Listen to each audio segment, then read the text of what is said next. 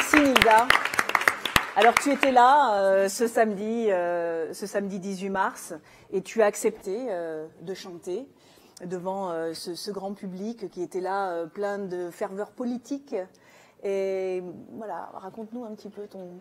Alors moi il y a plusieurs façons de raconter son engagement. Hein. Il y en a 50 peut-être, mais il y a une qui est absolument actuelle, c'est ce que vient de dire Jean-Luc.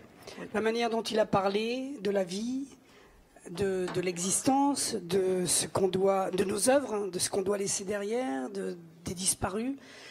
Et ça, je crois que je l'ai perçu dès le premier jour, quand je l'ai vu dans une émission de télévision, être agressé par les journalistes qui sont, pour la plupart du temps, infâmes et très très arrogants. Moi, je dis quel bonhomme, quoi. Comment, c'est ce que tu dis aussi dans ton film, quel bonhomme, comment il leur tient tête. C'est pas facile, hein, c'est pas facile. On est toujours dans la situation du petit cancre avec eux, hein.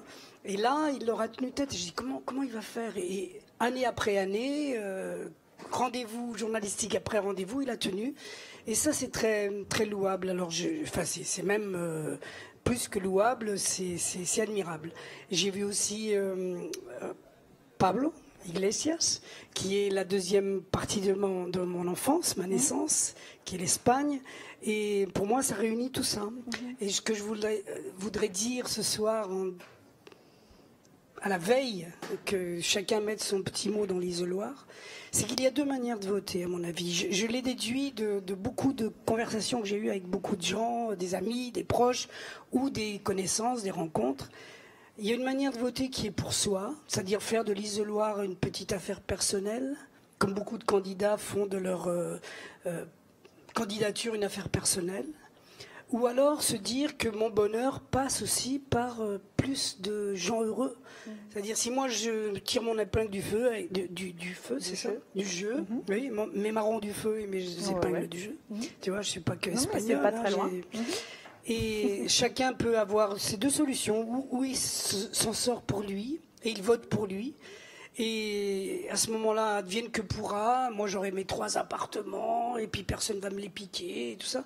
Ou alors on vote pour autre chose que la peur, qui est le bonheur de plus que soi.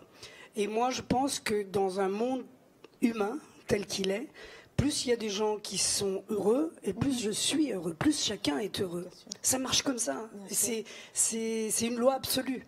On ne peut pas croire le contraire. Ceux qui nous font croire le contraire, sont des menteurs. Alors au moment de mettre le petit bulletin dans l'urne, je crois qu'il faut se poser la question, est-ce que je vote pour moi, ou est-ce que je vote, non pas pour les autres, je vote pour moi aussi, mais en me disant que plus j'aurai de gens heureux sur cette planète, dans ce pays, et plus je serai heureux, mes enfants seront heureux. Enfin, c'est un peu, ça paraît bisounours, mais ça l'est pas du tout. Non, pas du tout. Tu sais, on emploie des mots équivalents. On parle de jours heureux, et c'est pas nous qui avons inventé ces mots. Hein. C'est le Conseil national de la résistance. Hein. Bien sûr, Et donc, ce sont des choses qui résonnent aussi avec des termes un peu moins poétiques, qui sont la question de l'intérêt général, etc. Et effectivement, ce qu'on cherche à susciter, ce qu'on a cherché à susciter le 18 mars notamment, c'était que, toutes ces personnes qui étaient là à titre individuel, à ce moment-là, exprimaient quelque chose qui les dépassait et qui allait au-delà de leur propre personne. Mais qui leur revient à la fin. Mais qui dépendait de leur histoire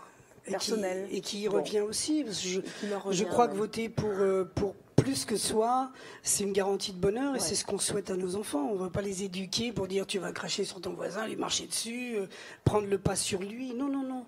C'est la destruction totale, ça. Alors, vous étiez tous